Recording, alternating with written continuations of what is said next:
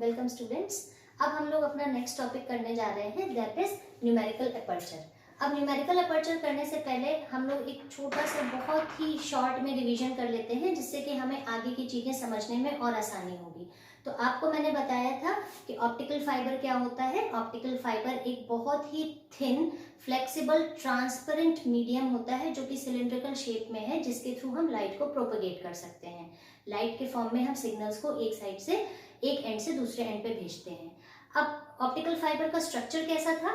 Optical fibre का structure जो था वो हमारा 3 पार्ट से बना था। उसके 3 प्रिंसिपल सेक्शंस थे, कोर, क्लैडिंग एंड जैकेट। जिसमें हमारा कोर जो था वो that was the main structure जिसमें वर्किंग हो रही है। इसमें लाइट जो है वो प्रोपेगेट करती है।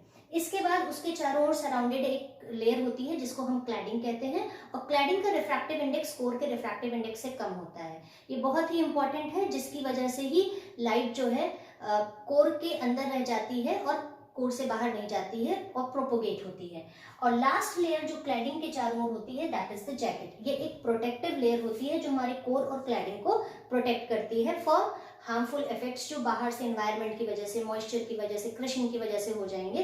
तो ये बस एक प्रोटेक्शन के लिए होती है। इसके बाद इसका प्रिंसिपल किस पे बेस्ड था? इसका principle was based on total internal reflection. Total internal reflection क्या होता है ये भी मैंने आपको बताया था। जब लाइट जो है वो डेंसर मीडियम से रेडियल मीडियम में जा रही होती है और अगर उस इंटरफेस पर एंगल बन रहा हो वो क्रिटिकल एंगल से ज्यादा होता है तो लाइट का टोटल इंटरनल रिफ्लेक्शन हो जाता है। इसीलिए हम कोर का रिफ्रैक्टिव इंडेक्स ज्यादा रखते हैं इन कंपैरिजन टू क्लैडिंग। और यहाँ पे मेन कंडीशन क्या थी हमारी, तभी होगा हमारा टोटल इंटरनल रिफ्लेक्शन। पहली बात है N1, what is N1 here? N1 is the refractive index of the core and N2 is the refractive index of the cladding. तो अभी मैंने आपको बताया N1 should be greater than N2। और दूसरा है कि हमारा जो एंगल बन रहा है कोर क्लैडिंग इंटरफेस में, उसमें क्रिटिकल एंगल से ज्यादा का एंगल होना चाहिए। और फिर हम लोगों ने एक बहुत ही इंपॉर्टेंट टर्म निकाला था, that was acceptance angle. Acceptance angle ऐसा किस एंगल पे लाइट लॉन्च करेगी हमारे फाइबर पे कि कोर क्लैडिंग इंटरफेस पे क्रिटिकल एंगल से ज्यादा का एंगल बने। इसको हम कैलकुलेट कर सकते हैं with the formula that I naught is equal to sin inverse under root n1 square minus n2 square. Again n1 and n2 are the refractive index of core and cladding. तो अगर हमें ये manufacturing के data पता है तो हम यहाँ से एक्सेप्टेंस एंगल की वैल्यू कैलकुलेट कर सकते हैं। अब हम नई चीज देखना चाहेंगे, that is the numerical aperture. Numerical aperture क्या है? ये ऑप्टिकल फाइबर की लाइट गैदरिंग एबिलिटी को बताता है। पर न्यूमेरिकल अपर्चर डिपेंड किस पे करता है? एक्सेप्टेंस एंगल और रिलेटिव रिफ्रैक्टिव इंडेक्स पे या फिर फ्रैक्शनल रिफ्रैक्टिव इंडेक्स चेंज पे। तो पहले हम जानना चाहेंगे what is fractional refractive index change. So students, now let us see the term that is fractional refractive index change, which is denoted by delta. अब यहाँ आप देख रहे हैं कि डेल्टा का हमारे पास फॉर्मूला लिखा हुआ है, जहां पे डेल्टा किसी चीज का फ्रैक्शन है। आप यहाँ देख सकते हैं कि टर्म ये जो हमारे पास है इसका पहला वर्ड क्या है? फ्रैक्शनल। और यहाँ देख रहे हैं कि यहाँ पे भी हम किसी चीज का फ्रैक्शन लिए हैं। अब हम फ्रैक्शन लेंगे किसका?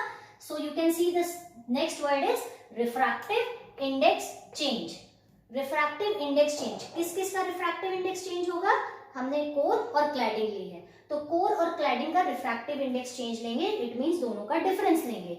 अब डिफरेंस में आपको पता है कि कोर का रिफ्रैक्टिव इंडेक्स जो होता है वो हमेशा क्लैडिंग के रिफ्रैक्टिव इंडेक्स से ज्यादा होता है, तभी टोटल इंटरनल रिफ्लेक्शन का फिनोमेना अकर करेगा। तो यहाँ पे हमने क्या लिया है? Numerator N1 minus N2। अब ये फ्रैक्शन है तो there should be some term in the denominator also. तो डिनोमिनेटर में हमने N1 लिया है। N1 ही क्यों लिया है?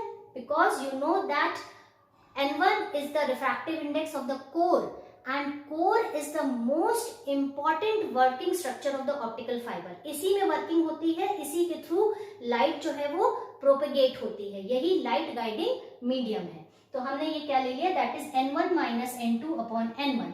यहाँ पे आप देख सकते हैं कि ये हो गया है फ्रैक्शन किसके बीच का? It is the difference of the relative indices of the core and cladding और विद द कोर। ठीक है, साथ ही साथ ये वैल्यू हमेशा पॉजिटिव होती है। क्यों पॉजिटिव होगी? बिकॉज N1 जो होगा that is always greater than N2। आप लोगों को याद होगा जब हम लोग अभी एक्सेप्टेंस एंगल कर रहे थे तो वहां पे हमने कोर और क्लैडिंग का एग्जांपल भी ले लिया था। मान लिया था कि कोर का रिफ्रैक्टिव इंडेक्स 1.7 है और क्लैडिंग का रिफ्रैक्टिव इंडेक्स 1.5 है, तो दोनों का डिफरेंस जो होगा वो बहुत ही कम आएगा। और उसके बाद जब हमने अगर उस डिफरेंस को कम डिफरेंस को हम डिवाइड कर देंगे n1 से, then we will get a very small value जो कि अप्रोक्सीमेटली 0.01 के आसपास आएगी या 1/100 के आसपास आएगी। अब क्या है कि अगर ये वैल्यू बहुत ही कम होती है यानी कि 0.01 के आसपास आती है तो फिर हमारे ये प्रोपगेशन, इसमें इफेक्टिव प्रोपगेशन होता है ऑफ द लाइट। तो टिपिकल वैल्यू हम कोशिश करते हैं कि डेल्टा की कितनी आए, अप्रोक्सीमेटली 0.01 की। अब चलिए अब आगे हम देखते हैं कि इस टर्म का हमारे न्यूमेरिकल एपर्चर में क्या यूज है और न्यूमेरिकल एपर्चर क्या होता है। सो स्टूडेंट्स, अभी हमने देखा कि किसी ऑप्टिकल फाइबर का मेन फंक्शन होता है कि वो कितनी लाइट को सोर्स से एक्सेप्ट करके ट्रांसमिट कर सकता है।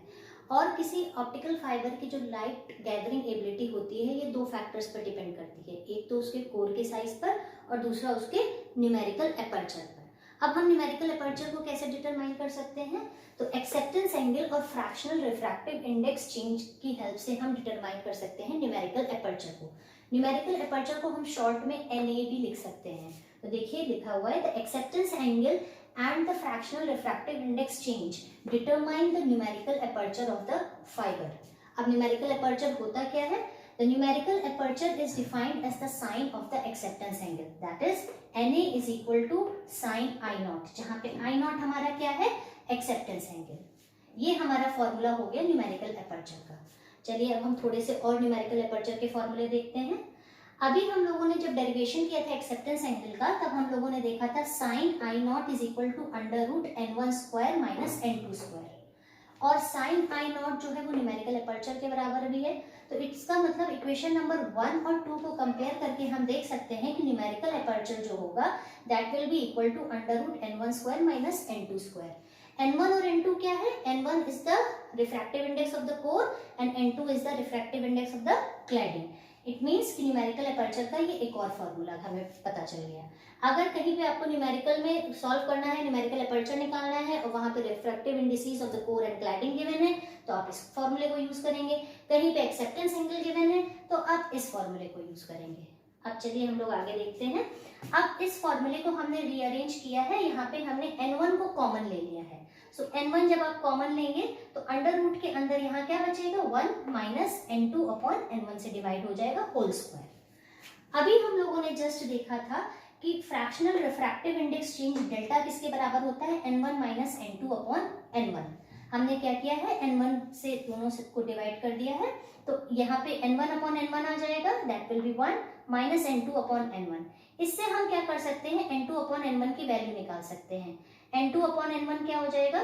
ये जो इक्वालिटी के इधर आएगा तो प्लस हो जाएगा और डेल्टा इक्वालिटी के उधर जाएगा तो माइनस हो जाएगा। It means n2 upon n1 is equal to 1 minus delta. ये हो गई हमारी इक्वेशन 4। अब इक्वेशन 4 की वैल्यू आप इक्वेशन 3 में सब्स्टिट्यूट कर दीजिए। It means n2 upon n1 की वैल्यू यहाँ रख दीजिए।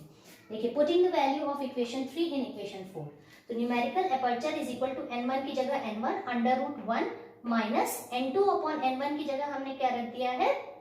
n2 अपॉन n1 की जगह 1 माइनस डेल्टा का whole square. 1 minus delta whole square को हम ओपन कैसे करेंगे? We will open it with the formula of a minus b whole square which is equal to a square plus b square minus 2ab। तो यहाँ पे देखिए 1 को as it is लिख दिया है, it will be minus 1 minus delta square plus 2 delta. 1 से 1 cancel, तो हमारे पास क्या बचा? 2 delta minus delta square under root के अंदर। तो numerical aperture is equal to n1 under root 2 delta minus delta square. अभी हम लोगों ने जब डेल्टा की वैल्यू निकाली थी तब आपको ये बताया था कि डेल्टा की वैल्यू बहुत ही स्मॉल होती है जो कि 0.01 होती है। तो अगर डेल्टा की वैल्यू भी इतनी स्मॉल है तो डेल्टा स्क्वायर की वैल्यू और भी स्मॉल हो जाएगी, जिसको हम निग्लेक्ट कर सकते हैं। तो न्यूमेरिकल एपर्चर का एक और फॉर्मूला हमें मिल जाएगा, that is numerical aperture is equal to n1 under root 2 delta. अगर अब किसी न्यूमेरिकल में सिर्फ कोर का रिफ्रैक्टिव इंडेक्स और डेल्टा की value that is fractional refractive index change given है, तब आप इस फॉर्मूले को लगाएंगे। तो हमारे पास न्यूमेरिकल एपर्चर के 3 फॉर्मूले हो गए हैं। तो न्यूमेरिकल अपर्चर क्या है, ये लाइट गैदरिंग एबिलिटी बताता है फाइबर की, और न्यूमेरिकल अपर्चर की वैल्यू जितनी ज़्यादा होती है फाइबर उतनी ही ज़्यादा लाइट को एक्सेप्ट करके ट्रांसमिट करता है, ये गैदर कर सकता है। तो आई होप कि आप लोगों को ये डेरिवेशंस समझ में आए होंगे। ये बहुत ही इंपॉर्टेंट डेरिवेशन है जो एग्जाम में आते हैं, और अगर आप लोग इसको एक बार अपनी नोटबुक में प्रैक्टिस कर लेंगे तो आप लोगों को ये बहुत ही ईजी लगेंगे। अब हम लोग नेक्स्ट लेक्चर में टाइप्स ऑफ ऑप्टिकल फाइबर देखेंगे। Thank you.